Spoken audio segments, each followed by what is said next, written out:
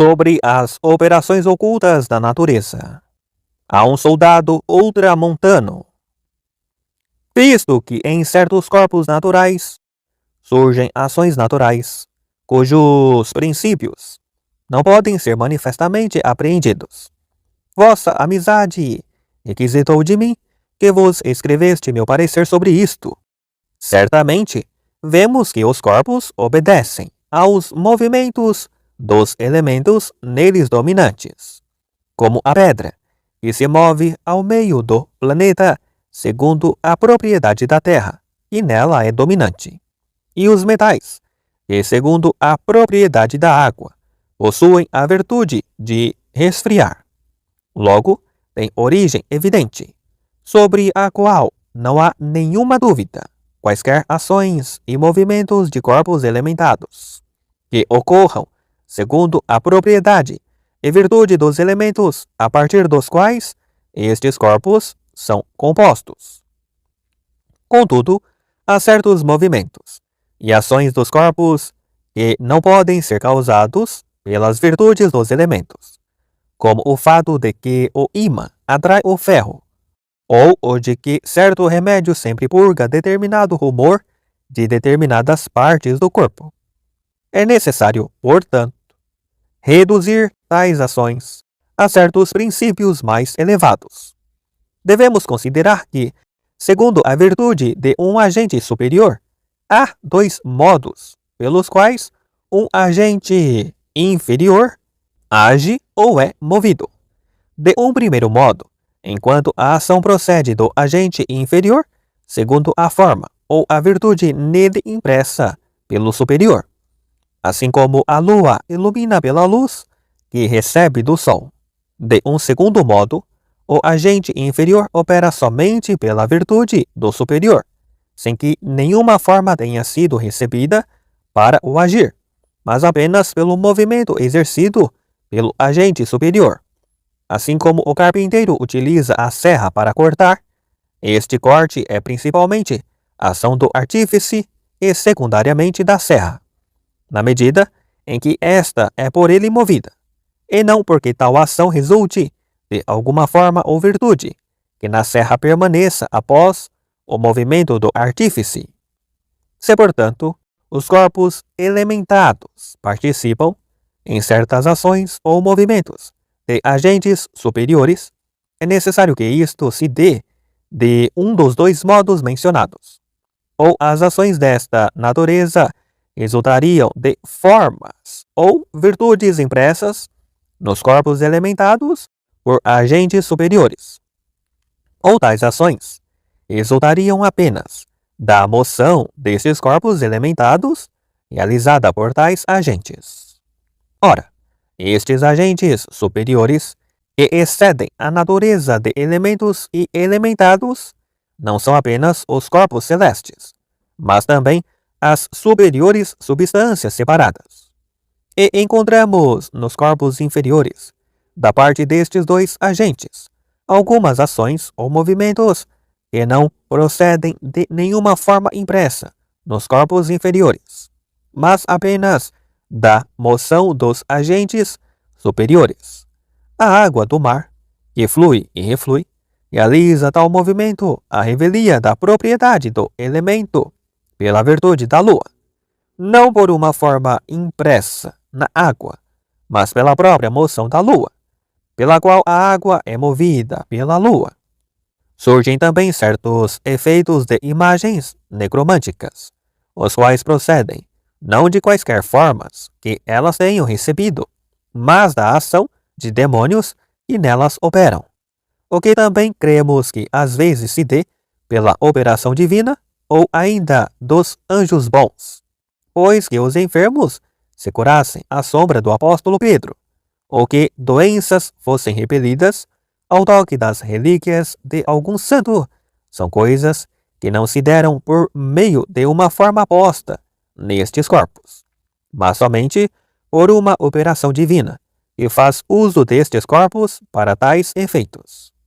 Todavia, é evidente que não são desta natureza todas as operações de corpos elementados, possuidoras de razões ocultas.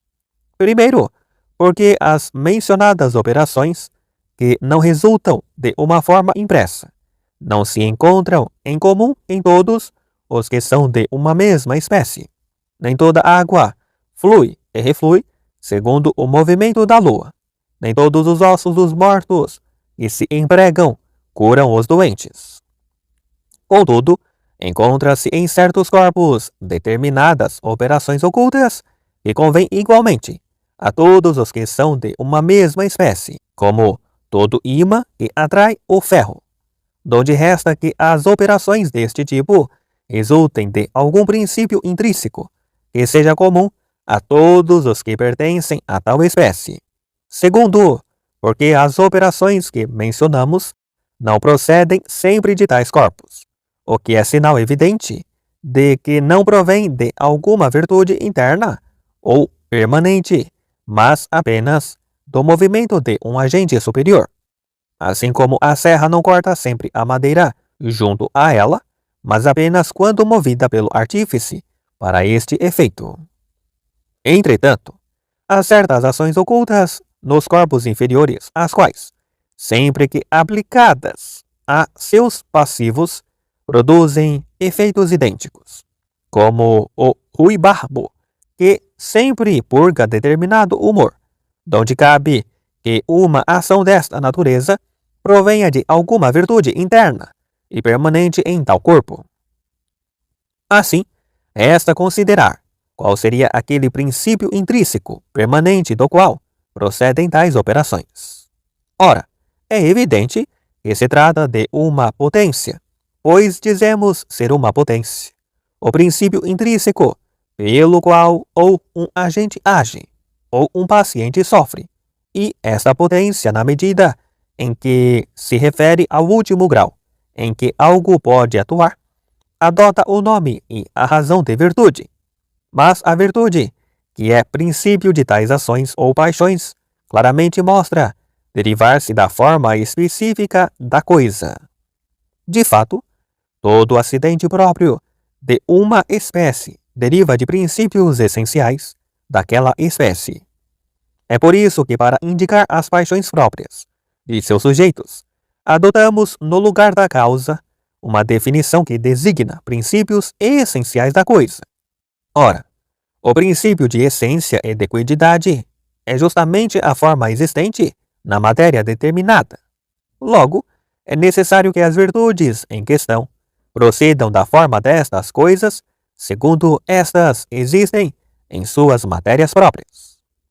Ademais, visto que dizemos que a natureza de uma coisa é sua forma ou sua matéria, certa virtude nela existente não lhe será natural, caso dela não derive, e assim tampouco serão naturais as ações ou paixões dela procedentes. Ora, as ações que ocorrem para além da natureza não são diuturnas, como a água, que quando aquecida ganha o poder de aquecer. Já as ações ocultas de que falamos agora se dão do mesmo modo sempre, ou ao menos frequentemente. Logo, as virtudes, que são os princípios destas ações, cabe, pois, que sejam naturais e que procedam da forma da coisa, segundo existe em tal matéria. Os platônicos atribuíam o princípio das formas substanciais às substâncias separadas, as quais chamavam espécies ou ideias, cujas imagens diziam ser formas naturais impressas na matéria. Mas este princípio não pode ser suficiente. Primeiro, porque é necessário que aquilo que faz seja semelhante ao que é feito. Ora, aquilo que é feito nas coisas naturais não é a forma, e sim um composto de matéria e forma, pois algo é feito com o intuito de que seja. Ora, o que se diz propriamente subsistente é o composto. Já a forma diz-se aquilo pelo qual algo é. Portanto, aquilo que é feito não é propriamente a forma, mas sim o composto. Logo, aquilo que faz as coisas naturais não é tão somente a forma, mas o composto.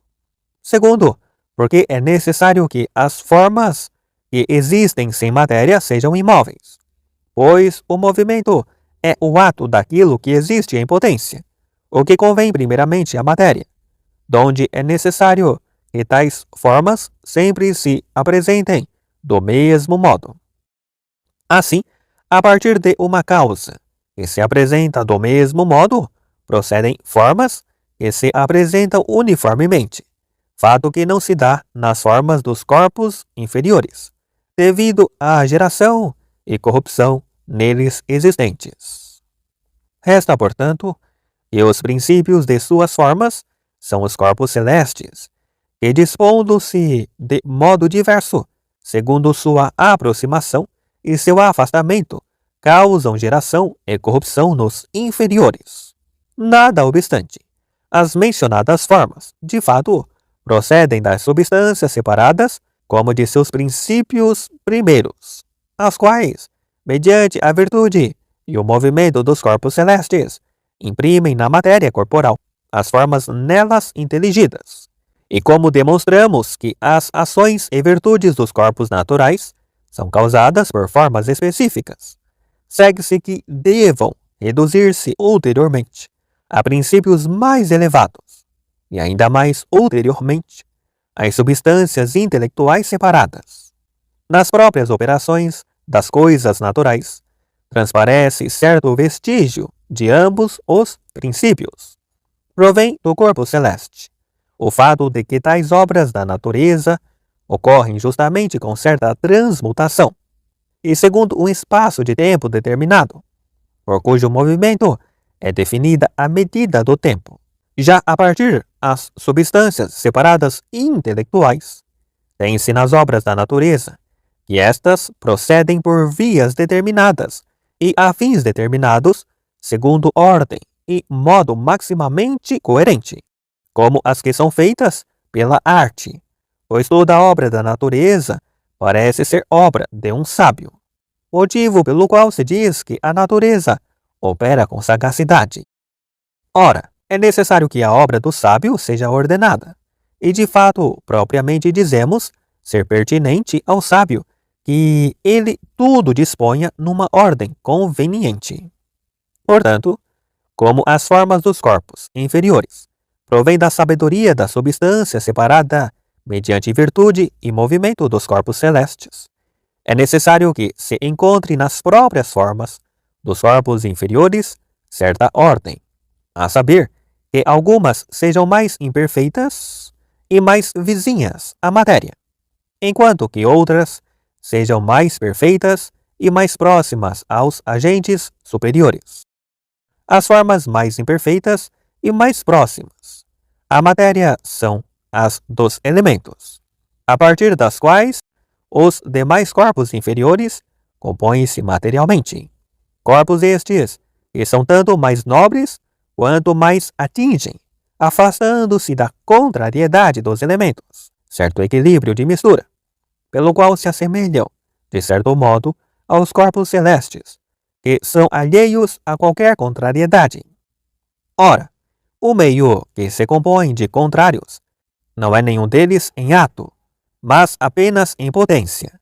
Por isto, na medida em que tais corpos alcançam o maior equilíbrio de mistura, participam de formas mais nobres.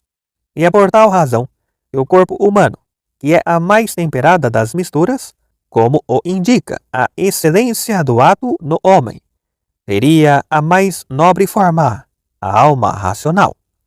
Necessário, por sua vez, que as virtudes e ações estejam proporcionadas às formas como algo procedente destas.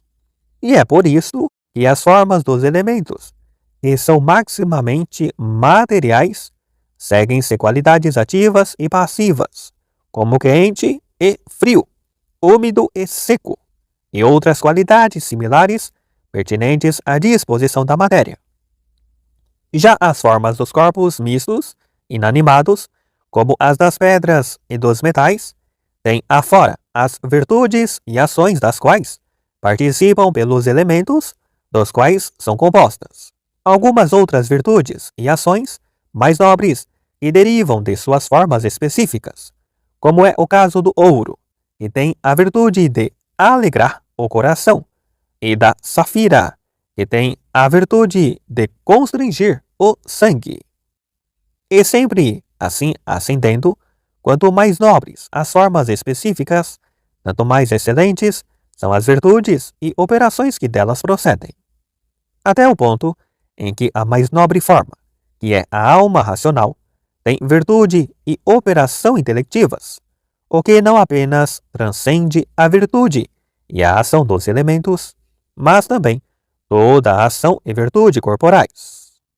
Logo, é a partir das formas em ambos os extremos que se há de empreender o juízo sobre as intermediárias. Pois, assim como as virtudes de aquecer e de resfriar estão no fogo e na água, como consequência de suas formas próprias, e a virtude e a ação intelectuais estão no homem como consequência de sua própria alma racional. Assim também, todas as virtudes e ações dos corpos elementados intermediários são consequências de suas formas próprias e reduzem-se como a princípios mais altos. As virtudes dos corpos celestes, e em grau ainda mais alto, as substâncias separadas, e é de tais princípios que derivam as formas dos corpos inferiores, salvo apenas a alma racional, que procede de uma causa imaterial, isto é, Deus, porque de nenhum modo ela é causada pela virtude dos corpos celestes. Não poderia ela, em absoluto, receber a virtude e a operação intelectuais a partir de um corpo.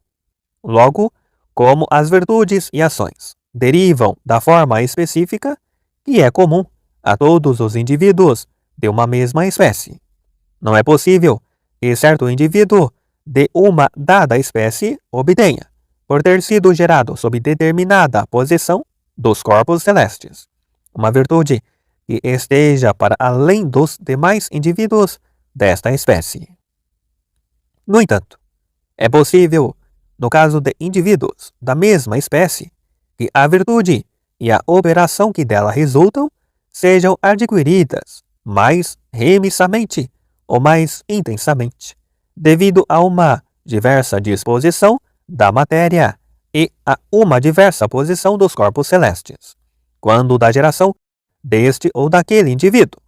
Disto transparece ulteriormente que, como as formas artificiais são acidentes que não resultam da espécie, não é possível que algo feito artificialmente encontre em sua composição, provenientes de um corpo celeste, virtudes e operações destinadas a produzir, a partir de uma virtude interna, efeitos naturais que transcendam as virtudes dos elementos. Se tais virtudes se encontrassem nos entes artificiais, elas não seriam resultado de nenhuma forma oriunda dos corpos celestes, uma vez que a forma dos artificiais nada mais é que ordem, composição e figura, das quais não podem provir tais virtudes e ações. Donde está claro que, se certos entes artificiais realizam ações de tal natureza, como que diante de certa escultura, serpentes sucumbam ou animais fiquem imobilizados ou perturbados. Tal fato não procede de nenhuma virtude interna ou permanente, mas somente da virtude de um agente extrínseco que deles se utiliza como instrumentos para seu efeito. Tampouco se pode dizer que tais ações seriam provenientes da virtude dos corpos celestes, porque estes agem naturalmente nos inferiores, e por um corpo estar figurado desta ou daquela maneira, não tem ele maior ou menor aptidão para receber uma impressão de um agente natural, donde não é possível que as imagens ou esculturas feitas para produzir certos efeitos singulares tenha sua eficácia a partir dos corpos celestes, por mais que pareçam fazê-lo sob a influência de certas constelações, mas apenas a partir daqueles espíritos que operam mediante tais imagens ou esculturas. A propósito, assim como as imagens são feitas de matéria, mas recebem sua forma da arte, também as palavras humanas possuem certa matéria natural, isto é, os sons proferidos pela boca do homem, mas obtêm sua significação quase como uma forma, a partir do intelecto, que exprime suas concepções por tais sons, donde por raciocínio semelhante. Tampouco têm eficácia as palavras humanas em gerar qualquer mudança do corpo natural, a partir da virtude de uma causa natural, mas apenas por meio de uma substância espiritual. Logo, estas ações que surgem mediante tais palavras, ou imagens, ou esculturas, ou quaisquer coisas deste feitio, não são naturais, por não ser procedentes de uma virtude intrínseca. São antes empíricas e pertencem à superstição. Já as ações que acima dissemos resultar das formas dos corpos são naturais, por procedentes de princípios intrínsecos. E para o momento, seria suficiente o que foi dito sobre as operações e ações ocultas. Sobre o movimento do coração, ao mestre Felipe de Castro Caeli. Como tudo que é movido necessita de um motor, surge a dúvida sobre o que moveria o coração. E de que tipo seria seu movimento? Pois não parece que seu movimento seja proveniente da alma. Não é movido pela alma nutritiva, visto que as operações da alma nutritiva são a geração, o emprego do alimento, e o crescimento e a diminuição, dos quais nenhum parece ser o movimento do coração.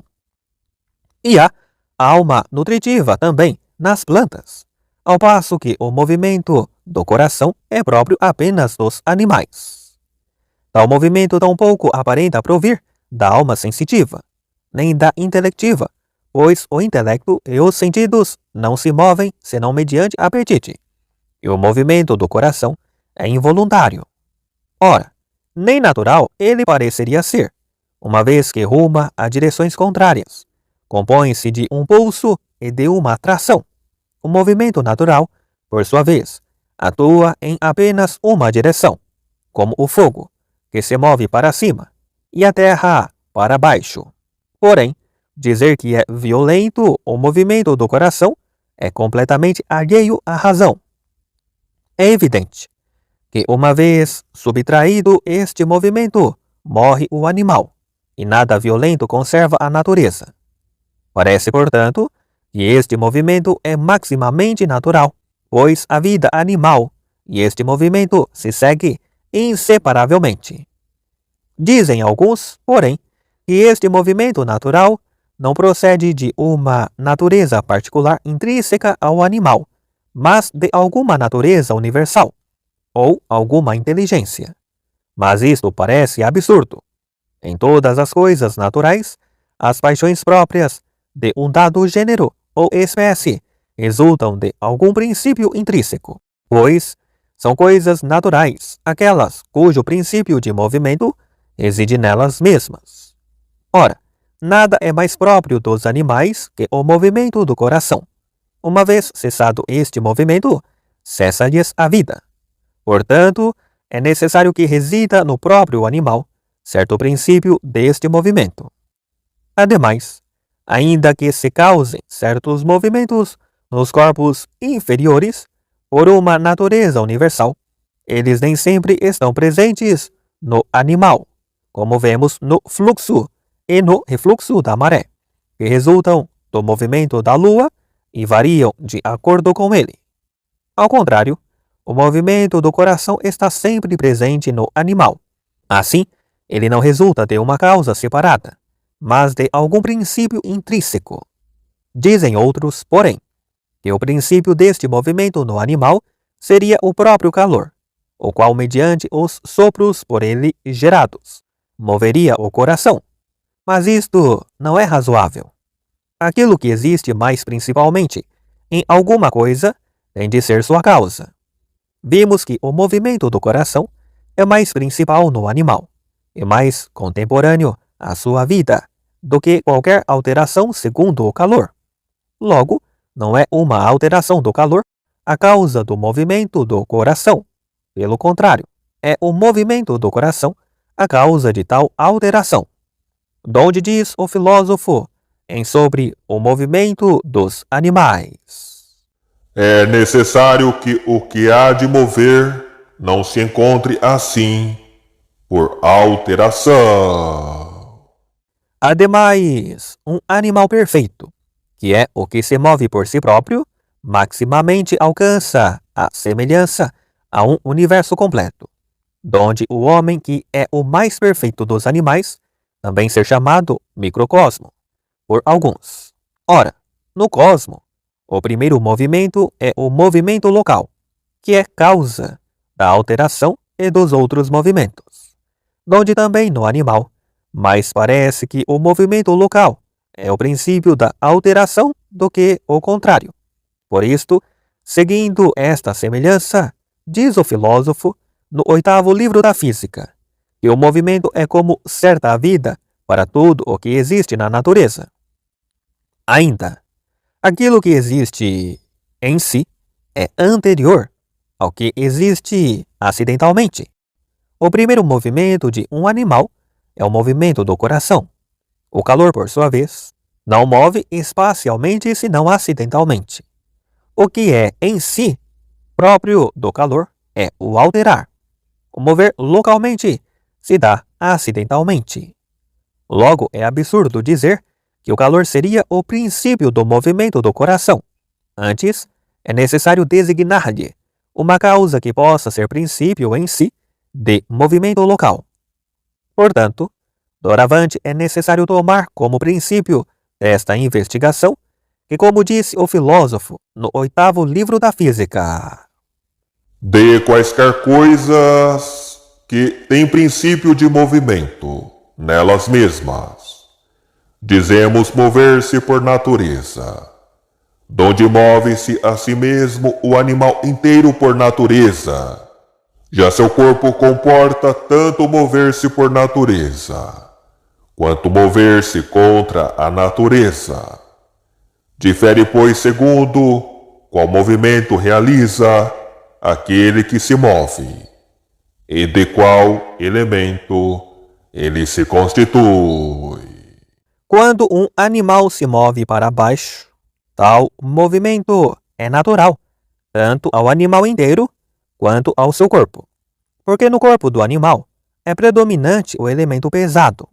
Porém, quando o animal se move para cima, este movimento é natural ao animal, pois parte de um princípio que lhe é intrínseco, sua alma, mas não é natural ao seu corpo, que é pesado, motivo pelo qual o animal se cansa mais durante este movimento.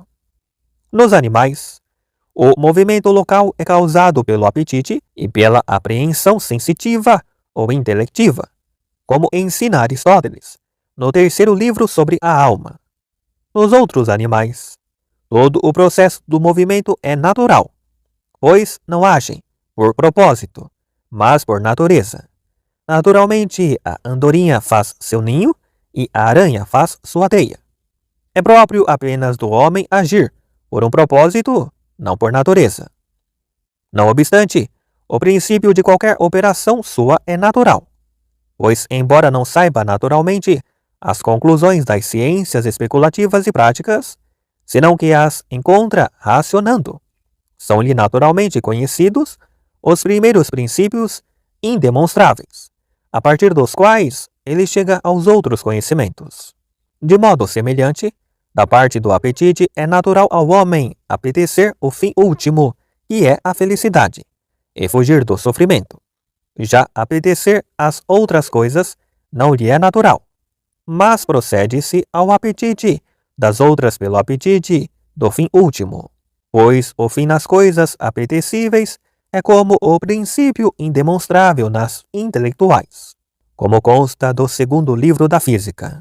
Logo, embora os movimentos de todos os outros membros sejam causados pelo movimento do coração, como prova o filósofo sobre o movimento dos animais, outros movimentos podem ser voluntários, mas o movimento primeiro, que é o do coração, é natural.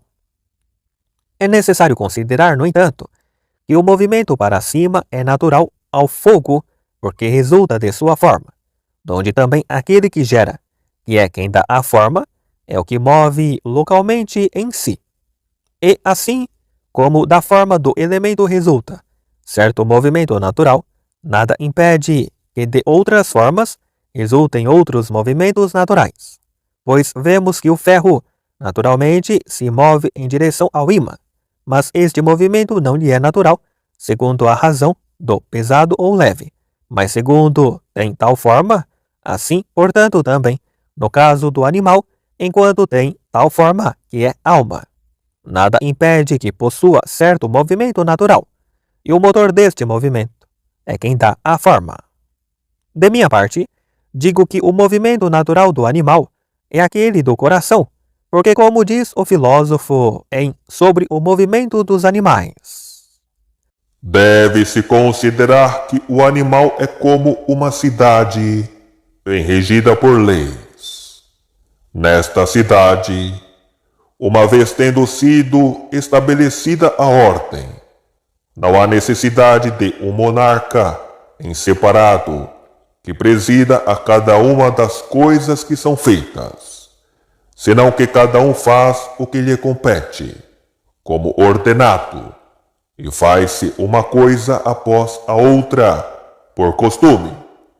Nos animais, o mesmo ocorre por natureza, pois é inato a cada parte fazer seu próprio trabalho, de modo que não se faz necessário que a alma esteja em cada uma delas, a saber, enquanto princípio de movimento, mas sim que em certo princípio existente do corpo, as demais partes vivam, e porque lhes é inato, façam cada uma seu próprio trabalho por natureza. portanto, o movimento do coração é natural quase como resultado da alma, enquanto ela é forma de tal corpo, e principalmente do coração. E é talvez neste sentido que alguns tenham dito que o movimento do coração provém da inteligência, na medida em que afirmaram ser a alma proveniente da inteligência, a maneira como Aristóteles diz que o movimento dos pesados e dos leves provém daquele que gera, na medida em que lhes dá a forma, que é princípio do movimento. Ora, toda propriedade e movimento são resultados de uma forma, segundo a condição específica desta, assim como da forma do elemento mais nobre. O fogo resulta o movimento ao lugar mais nobre e é para cima. Nas coisas inferiores, a forma mais nobre é a alma, a qual maximamente alcança a semelhança ao princípio do movimento dos céus, donde também o movimento que resulta da alma é o mais semelhante ao movimento celeste. O movimento do coração em um animal é como o movimento celeste no cosmo. Não obstante, é necessário que o movimento do coração seja deficiente com relação ao movimento celeste, como o principado é deficiente com relação ao princípio. O movimento celeste é circular e contínuo, o que lhe compete enquanto princípio de todos os movimentos do universo. O movimento de aproximação e afastamento dos corpos celestes impõe às coisas princípio e fim de ser, e por sua continuidade conserva a ordem nos movimentos que não existem sempre. O movimento do coração, por sua vez, é o princípio de todos os movimentos que existem no animal, donde diz o filósofo, no terceiro livro sobre as partes dos animais, Que os movimentos de prazer, de tristeza e de todos os sentidos parecem iniciar-se a partir dali, isto é, do coração, e parecem lá terminar. Assim, para o coração ser o princípio e fim de todos os movimentos, tem ele um movimento não exatamente circular, porém semelhante ao circular, composto de um pulso e de uma tração, donde diz o filósofo, no livro 3º, sobre a alma, que, onde princípio e fim são idênticos, ali tem algo que move organicamente. Todas as coisas, pois, se movem por trações e pulsos, visto que é necessário que algo permaneça, como que em círculo, e que deste algo inicie-se o movimento.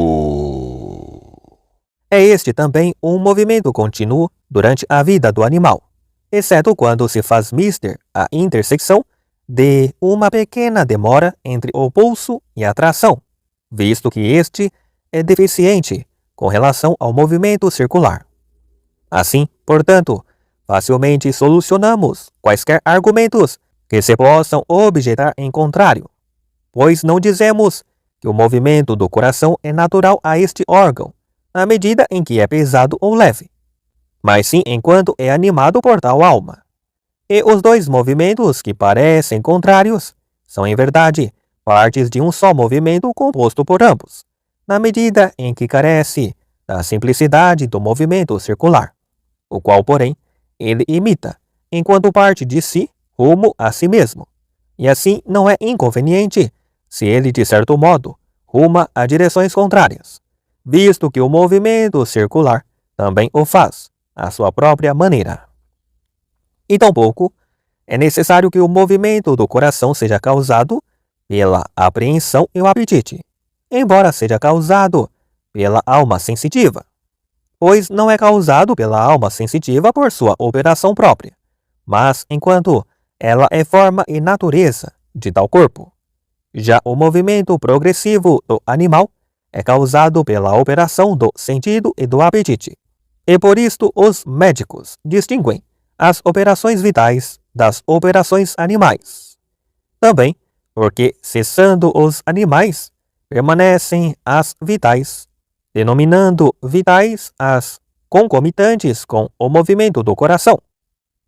E tal distinção é razoável, pois viver para os viventes é ser, como consta no 2º livro sobre a alma. O ser de cada coisa se dá segundo sua forma própria. Mas nisto diferem a alma e o princípio do movimento celeste. Ocorre que o segundo não é movido nem em si, nem acidentalmente, enquanto a alma sensitiva não se move em si, mas o faz acidentalmente. Razão pela qual nela provém diversas apreensões e afeições, donde se tem que o movimento celeste é sempre uniforme, enquanto que o movimento do coração varia segundo as diversas apreensões e afeições da alma. Assim, não são as afeições da alma causadas pelas alterações do coração. Ao contrário, elas as causam. Daí que, nas paixões da alma, na ira, por exemplo, seja formal aquilo que é da parte da afeição, a saber, que haja um apetite por vingança. Por outro lado, é material aquilo pertinente à alteração cardíaca, isto é, que haja uma excitação do sangue ao redor do coração. De fato, nas coisas naturais, a forma não existe em função da matéria, e sim o oposto, como se prova no 2º livro da Física. Mas, na matéria, há a disposição para a forma. Assim sendo, ninguém deseja a vingança, porque o sangue se lhe excitou ao redor do coração. Antes, por esta condição, se está disposto à ira. Já irar-se dá pelo desejo da vingança, por mais que se dê certa variação no movimento do coração, proveniente de uma apreensão ou afeição diversas. Tal variação de movimento não é voluntária, mas involuntária, pois não se faz por império da vontade. De fato, diz o filósofo no livro sobre o movimento dos animais que muitas vezes, diante de algo que nos aparece, movem-se o coração e as partes íntimas, sem que o intelecto os tenha comandado. E como causa disto aponta Aristóteles, que é necessário que os animais se alterem por certas alterações naturais, e que, alteradas estas partes, algumas aumentem, outras sofram diminuição, de tal modo que se movam e mudem simultaneamente, mediante permutações inatas. São causas desses movimentos a quentura e a frieza, existentes naturalmente por fonte exterior ou interior. Também os movimentos das mencionadas partes, isto é, do coração e das partes íntimas, feitos à revelia da razão, ocorrem mediante alteração que incide sobre elas. Pois o intelecto e a fantasia nos trazem coisas que produzem paixões, como a da concupiscência, a da ira, etc., a partir das quais o coração se aquece ou se resfria. E seja suficiente para este momento o que se disse sobre o movimento do coração.